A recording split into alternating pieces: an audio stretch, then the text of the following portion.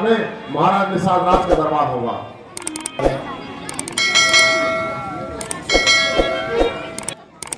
खुश रहो द्वारपाल। द्वारपाल हमें बतलाइए कि हमारी नगरी में सब कुशल मंगल राम आए हैं। अरे द्वारपाल हमारे पूरे समाज के साथ है अमुक ईश्वर का जा रहे हैं।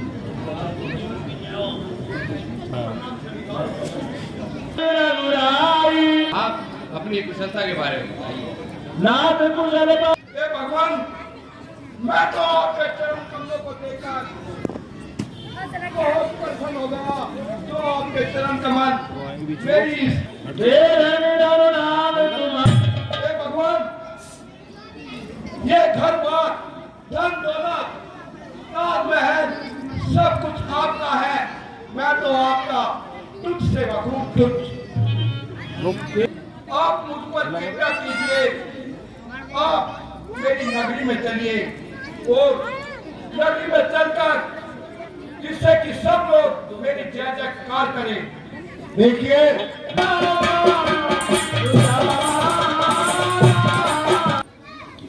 हे भाई निषाद राज, आप असली की मेरे लिए आ गया।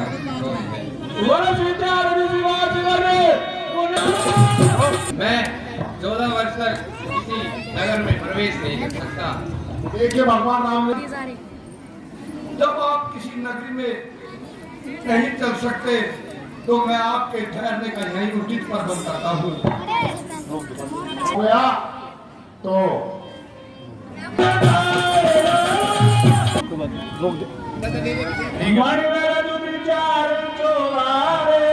मानो कि कांपने में स्वयं सजाए और वही भगवान श्री राम यहाँ के सामने तो उस इंद्र का भवन भी कुछ नहीं। शर्म आ रही है मुझ कटवा के बाबा कहते हुए। ये बाबा के क्या है? यो बड्डो बाबा है और छोटे इधर आ बापू। ऐसा है, ये तेरा बड़ा भाई है ना, इसको संभाल कर रखिए और गंगा जी घाट पर जाओ। ठीक है, पूरा 15 दिन हो गया, भूख लग रही है, आज तक कोई सवारी नहीं आई और चारों भाई चले जाओ और पता लगा कर आओ। ठीक है बाबा, जा रहे हैं। ठीक है बाबू, अभी जाते हैं। फिर रुक के बोल रहे कुछ रोटी कम खाई है क्या? बाबा 15 दिन से भूखा तो हुई मैं। अच्छा तू भी भूखा है? चल तो फिर जल्दी जा। चल भैया चलो। हाँ जा भैया, जल्दी जाओ।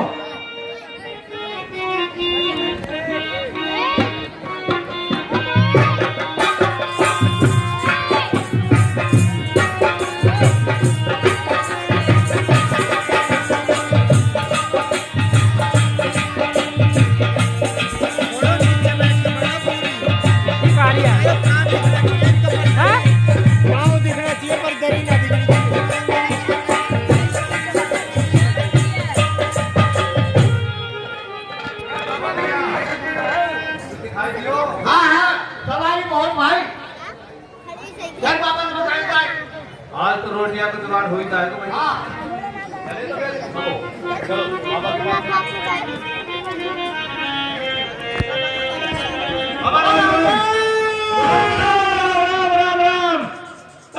बहुत खुश नजर आ रहा है। क्या बात है बाबा? बात ठीक कुछ ऐसी है। बता बता जल्दी बता। बाबा बहुत पानी, भीड़ और बहुत ज्यादा सवारी। अब तो रोटी भी और बर्फी भी मिलेंगी। खीर को भी जुगाड़ होगा। हाँ बहुत बढ़िया होगा।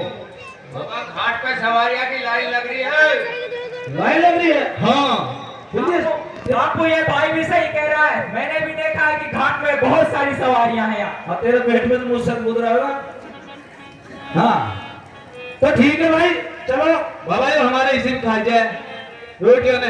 हाँ वो तो सकल तो दिख रहा है, ऐसे खा जाए। हाँ देख लो यार, इसका हिस्सा भी तू ही खा जाता होगा। आज तो लूंगा वाले फिर। चलो चल बेटा, अरे राम आना चल चलो।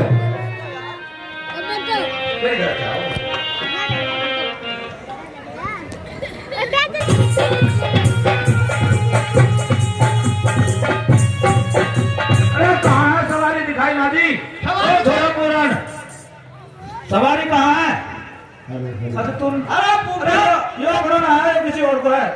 देखा सवारी सवारियां देख लो। हम नीचे घूम रहा बेटा टापू चली गई। घाट पे खड़ा चलो मांगी नाम लगे बतियाना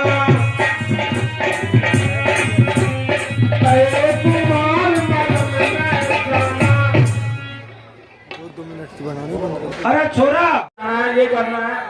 हाँ जी बताइए। भाई और नहीं भाई ये बैठ जाओ नीचे पीछे वालों को दिख भगवान श्री राम है। तो इसके आवाज बढ़ाओ ना कि बैठ गए इसमें। अरे बात तो बढ़ेगी। और ये पिता की आज्ञा अनुसार वन में आए हैं। अच्छा अब आई समझ में।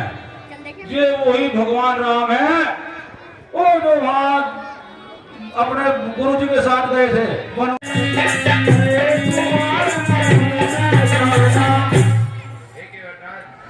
आप अपनी नाव ले आइए, हमें गंगा जी के उस पार जाना है। ठीक है भगवान सारी बात आपकी बिल्कुल सही है। नाव तो मैं ले आऊंगा लेकिन एक सेंस है महाराज मैं ऐसे नाव नहीं ला सकता। चरण कमल सब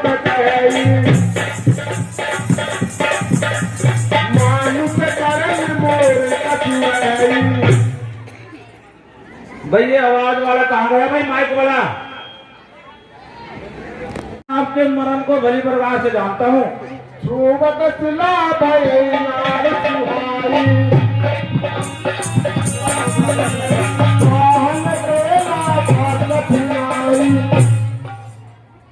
फिर महाराज एक बात और मैंने सुनी है कि पैर के छूते ही पत्थर की नारी बन गई थी। पत्थर की जो सिलाब थी वो नारी बन गई थी। फिर भगवान मेरी तो काट की नाव है।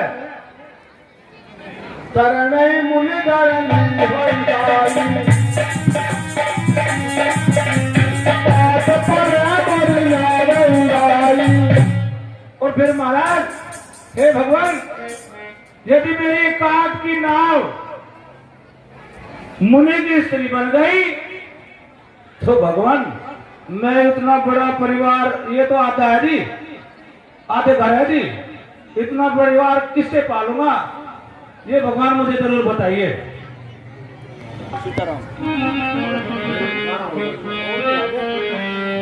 जो प्रवास पार वही पद पठार और हे प्रभु यदि आप पार जाना चाहते हैं ना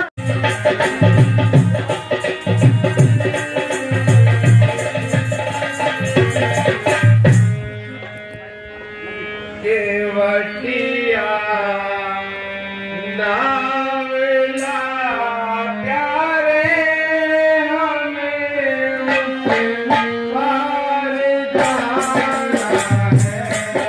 केवटिया नावला प्यारे हमें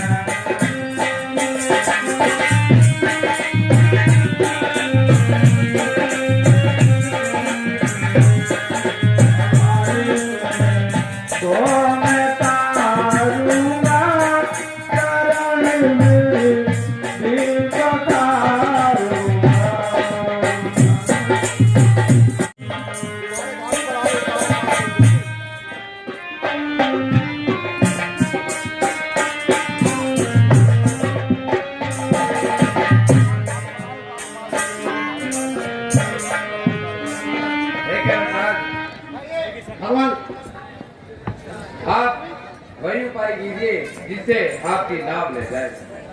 ठीक है भगवान, हमने तो बता दिया, एक ही उपाय है बस। भाई मेरा हाथ में दर्द ना है, छोड़ दे।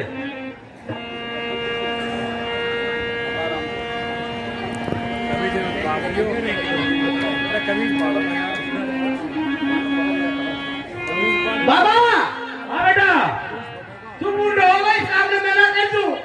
ना बेटा, ऐसा मैं तो बूढ़ा बड़ा हूँ, अगर पत्थर को बन भी गए हो तो तू इस घर को बढ़ो है, इन बार का देखभाल लेगो मेरे बेटा। ओ भैया, तू रहने से पहली कमर में दर्द हो रही। अब मेरी बगल में खड़े रहना से हाँ। कभी दिक्कत हो जाए। पहली कमर भूल चिपट गई, फिर उठ गया काम। इतने तो हम कमाएंगे बिना जितने डॉक्टर का दे देंगे। हाँ हाँ जी, चलो भाई, ठीक है।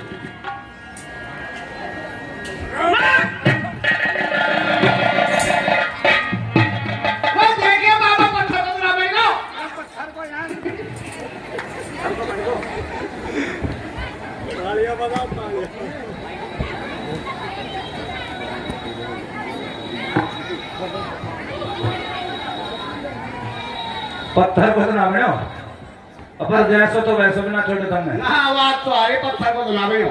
हाँ भाई अब देख, ऐसा थोड़ा आराम से चलो, लग ना जाए कहीं। बाबा बड़ा बेटन ले लो। फिर थमने कौन संभालो बाबा पत्थर को इनको। हाँ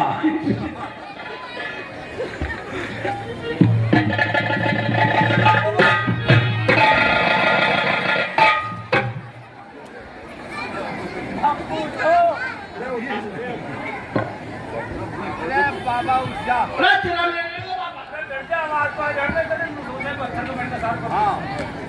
अरे छोरा, अरे खड़े करिए।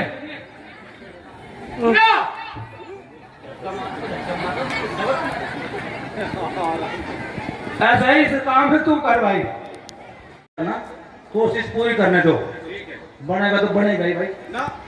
अरे अब जब जो होना वो होगा, जो रचना रच रखी है भाई उसने कोई ना मिटे। अब ऐसा है नूत धमन वैसे तोड़ गिर दो, फिर पत्थर पर बढ़िया। चलो रोटी एक और सिंह गज्जा खाइए, एक आध दिन जो पूरन बैठे हो नीचे मोकर इसे खा ले। यही दूसरे का मान चढ़ो रे।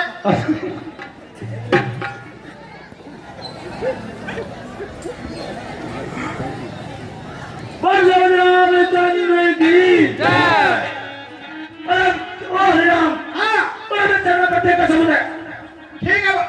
रामचंद्र की जय। भुगतान नाम लिया भाई, भुगतान 20 रुपए, मनिंदार 101 रुपए। जय तेरी जय।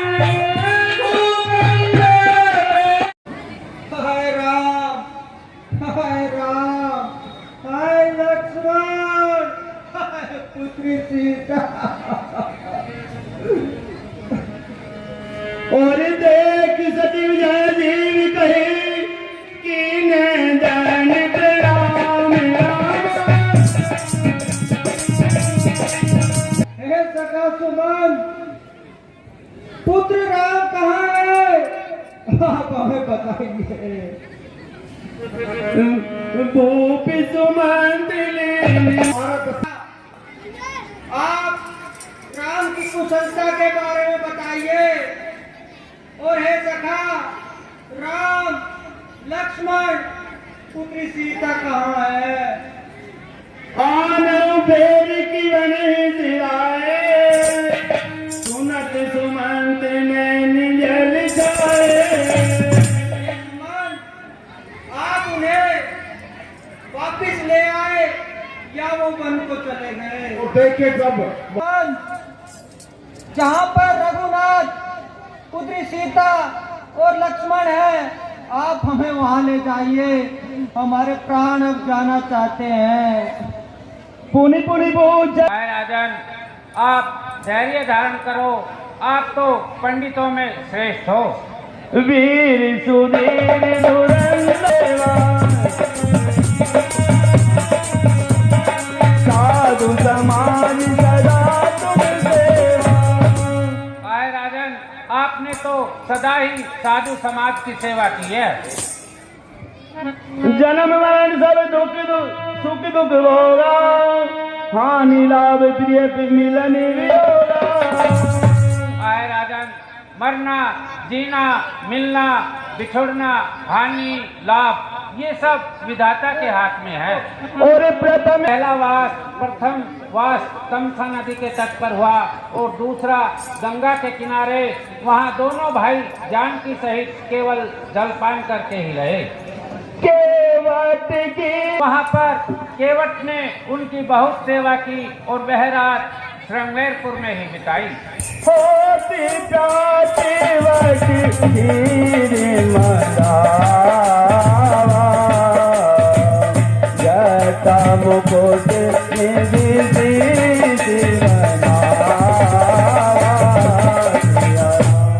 आए राजन, फिर प्रभु श्री राम ने बड़ का दूध मंगाकर अपनी जटाओं को संवारा। हे महाराज, आप धैर्य धारण कीजिए। हे कौशल्य, हे महाराज, आज हमने सब कुछ होते हुए भी अपना सब कुछ खो दिया। आज हमारे पास इन प्राणों के सिवा होने को कुछ नहीं है। और आप हमारी बात सुनिए। हे स्वामी, ऐसा मत कहिए आप।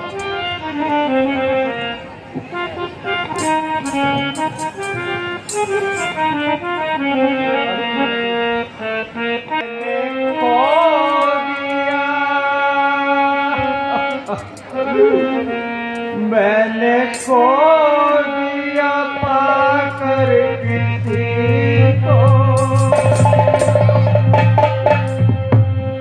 आग लग जाए इस जिंदगी को।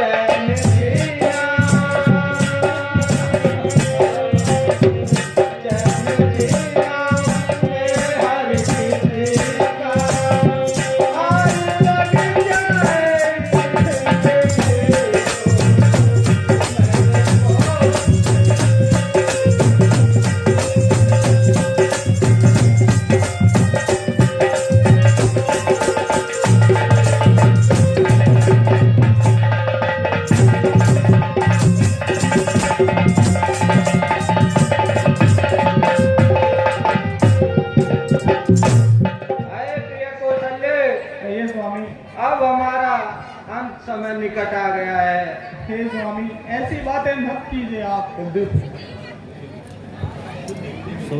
कुलदीप वजीराबाद 101 रुपए इनाम दान करते उनका बार बार धन्यवाद करते हैं, धन्यवाद। अब देखिए महाराज बिल्कुल तुमसे जो पाप हुआ था आज को उसका फल जो मिल रहा है प्रिय कौशल्य। कहिए स्वामी। वो श्रवण के माता पिता अब हमें बुला रहे हैं।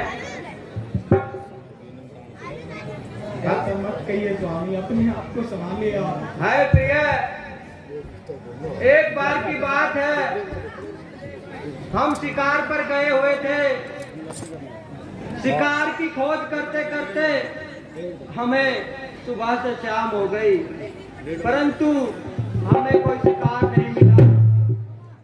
शाम को जब हम सरयू नदी के किनारे से गुजर रहे थे तो वहां पर हमें कुछ आवाज आई। हमने सोचा शायद कोई जानवर पानी पीने आया होगा। हे दशरथ, यदि तुम वहां जाओगे तो वह जानवर आपको देखकर भाग जाएगा। इसलिए हमने इसी सोच में उस दिशा में शब्द भेदी बाण को छोड़ दिया। लेकिन जैसे ही हमने बाण को छोड़ा तो हमें उधर से किसी के चीखने की आवाज आई। हमने सोचा दशरथ आज तो तुमसे कोई अनर्थ हो गया। हम दौड़े दौड़े वहां पर गए तो हमारा डर सही साबित हुआ, क्योंकि वहां पर एक युवक लहूलुहान पड़ा था।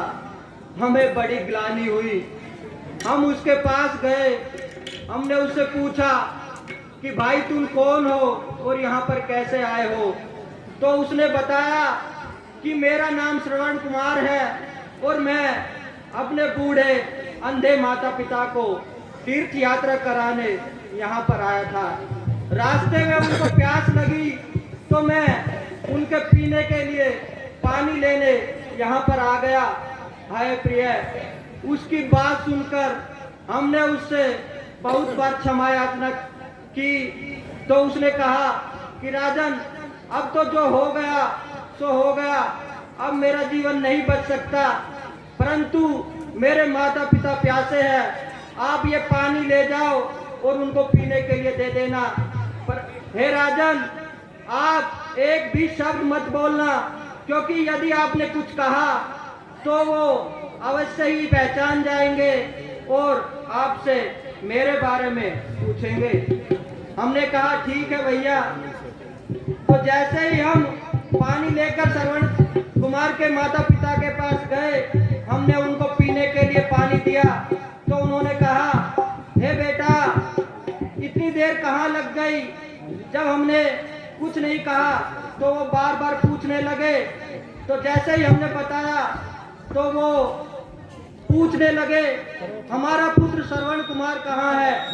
तो हमने उनको सारी कथा बताई तो वो चीखने लगे, चिल्लाने लगे और कहने लगे कि हम एक हत्यारे के हाथ से पानी नहीं पिएंगे, और यदि हमारा पुत्र ही नहीं रहा जो हमें तीर्थ यात्रा कराने लाया था तो हमारे जीवन का भी क्या लाभ, हम भी अपने प्राण खो देंगे।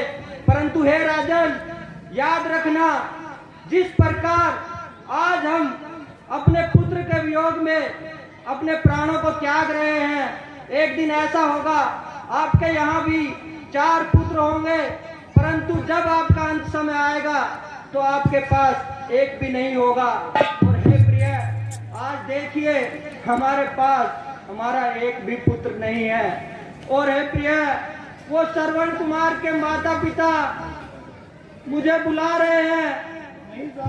वो कह रहे हैं कि राजन, अब तो तुम्हें आना ही होगा। हाय राम, हाय राम, हाय राम। से हम केकसगढ़ में यहाँ पर आए हैं, हमें अवधपुरी का कोई खोज खबर ही नहीं है। मनोज, वहाँ से कोई शुभ अशुभ समाचार ही नहीं प्राप्त हुआ। पता नहीं वहाँ सब कैसे होंगे। और आप मेरी बात सुनिए।